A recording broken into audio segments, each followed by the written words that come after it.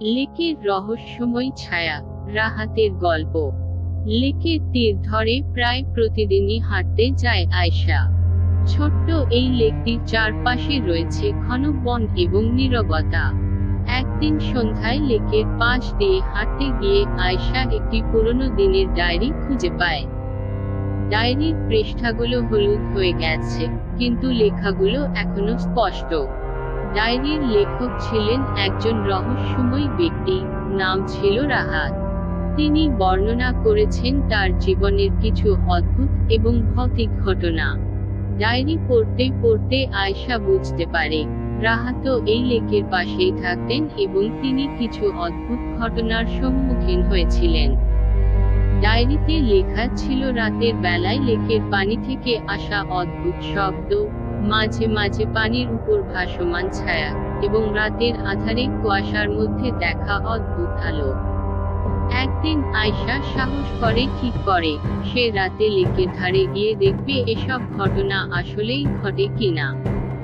নির্ধারিত রাতে সে তার বন্ধু রিয়াদকে সাথে নিয়ে লেকের ধারে যায়। গভীর রাতে তারা দেখতে পায় পানির উপর সত্যিই অদ্ভুত এক ছায়া ভাসছে। কিছুক্ষণের মধ্যেই ছায়াটি আরো স্পষ্ট হয়ে ওঠে এবং তারা শুনতে পায় ফিসফিস শব্দ।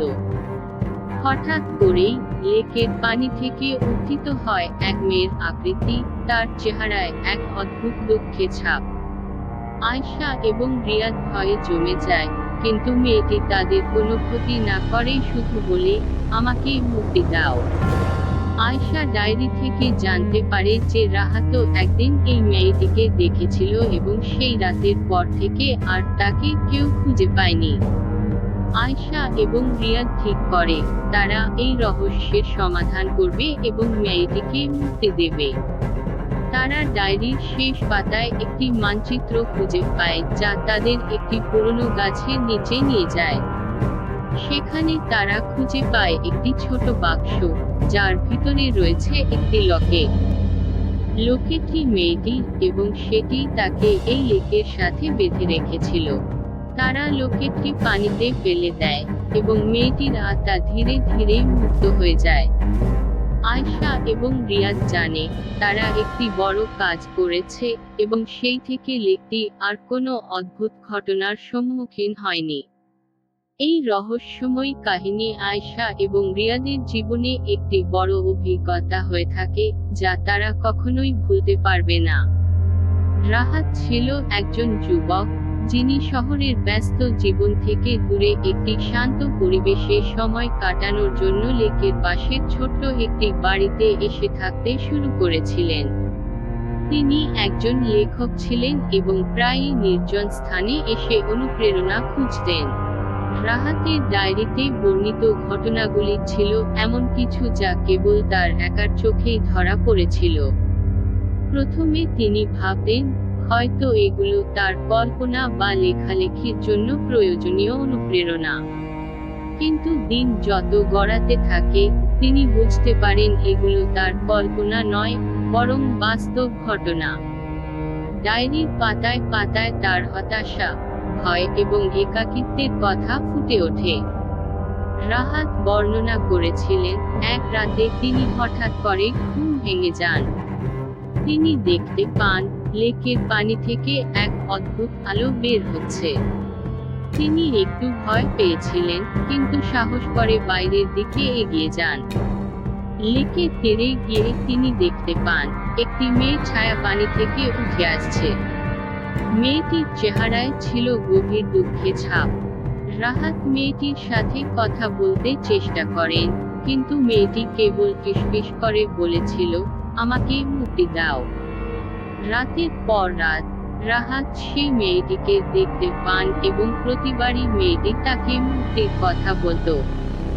রাহাত বুঝতে পারেন মেয়েটি কোনোভাবে এই লেকের সাথে বেঁধে আছে এবং তার মুক্তি প্রয়োজন। তিনি ডায়েরিতে লিখে যান মেয়েটিকে মুক্ত করার সম্ভাব্য উপায়গুলি নিয়ে, কিন্তু তার আগে তিনি নিজেই অদৃশ্য হয়ে যান।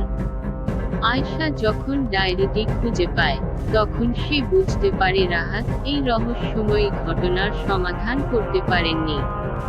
কিন্তু রাহাতের লেখাগুলি আয়েশার জন্য পথপ্রদর্শক হয়ে ওঠে এবং তাকে সেই মেয়েটির আত্মাকে মুক্ত করতে সাহায্য করে।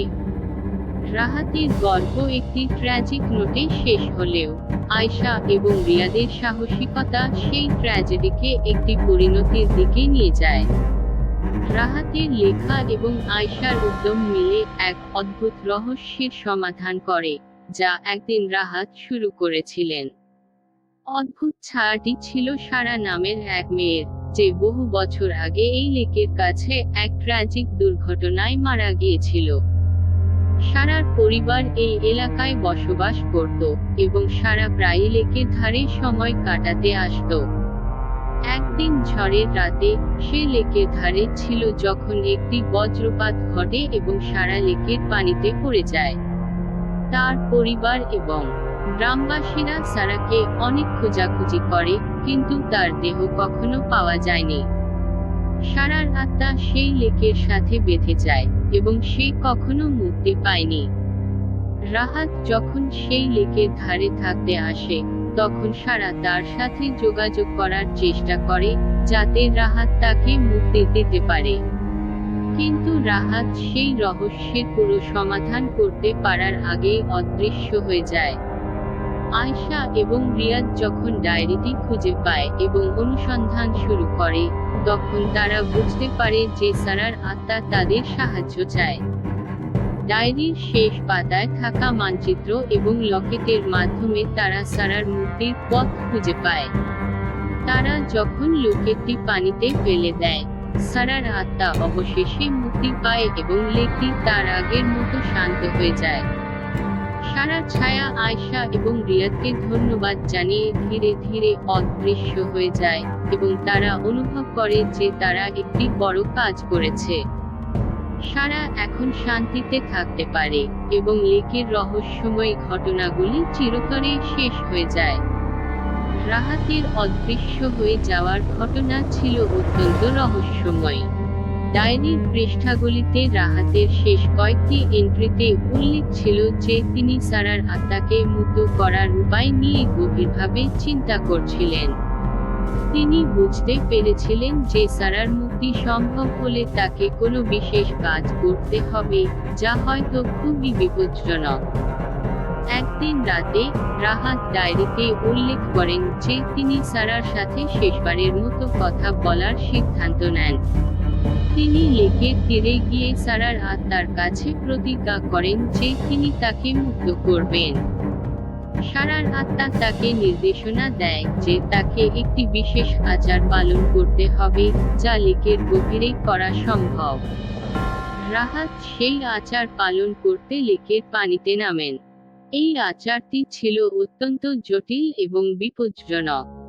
রাহাত আচার পালন করতে করতে গভীর লেকে ডুবে যায় এবং তারপর থেকে তাকে আর কেউ খুঁজে পায়নি।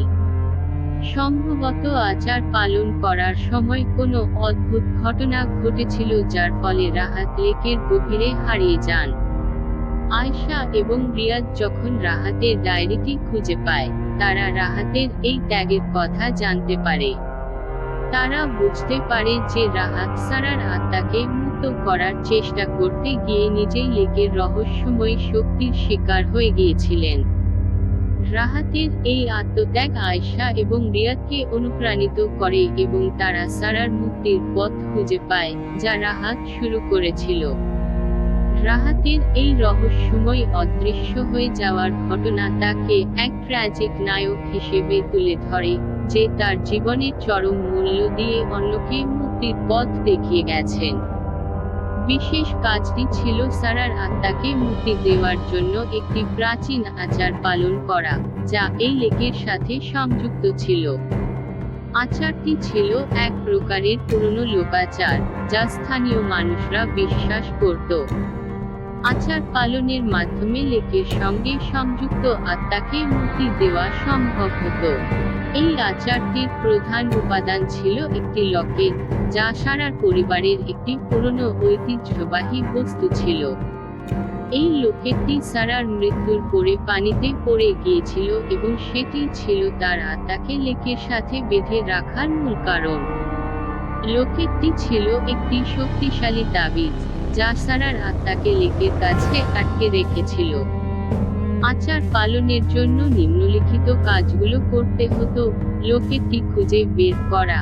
রাহাত প্রথমেই বুঝতে পেরেছিলেন যে লোকেটটি খুঁজে পাওয়া অত্যন্ত গুরুত্বপূর্ণ।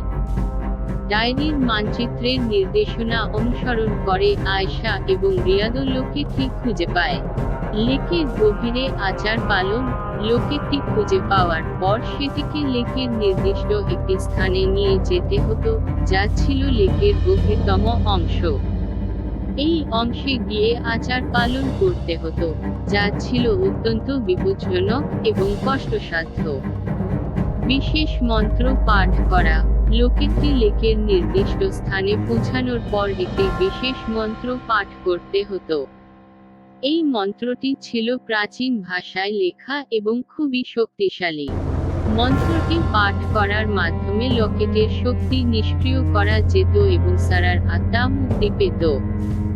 রাহাত এই আচার পালন করতে গিয়ে লেকের গভীরে ডুবে যায়। তার এই আত্মত্যাগের পরেও আচারটি সম্পূর্ণ হয়নি, কারণ লোকেটটি ঠিকমতো স্থাপন করা এবং মন্ত্রটি পুরোপুরি পাঠ করা হয়নি। আয়েশা এবং রিয়াদ রাহাতের ডায়েরির নির্দেশনা অনুসরণ করে এই কাজটি সম্পন্ন করে। তারা লোকেটটি লেকের গভীর অংশে নিয়ে গিয়ে মন্ত্র পাঠ করে। এর ফলে সারার আত্মা মুক্তি পায় এবং লেকের সমস্ত রহস্যময় ঘটনা চিরতরে শেষ হয়ে যায়।